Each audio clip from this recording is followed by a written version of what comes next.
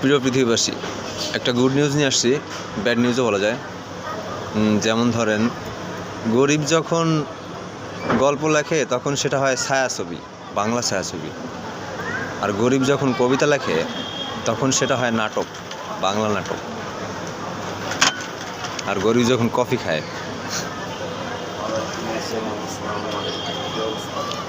তখন হয় নাটকীয়তা। তো আমি গরিব মানুষ, কিন্তু কফিটা স্পন্সার্ড বাই ঝিলিক কোম্পানি।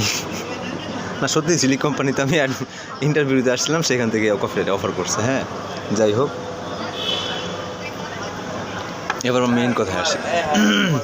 কথাটা হচ্ছে কি, ওই যে বললাম না যে গরিব যখন গল্প লেখে তখন হয় বাংলা ছায়াছবি,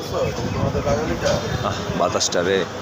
আর যখন কবিতা লেখে তখন সেটা হয় নাটক, নাটকীয়তা।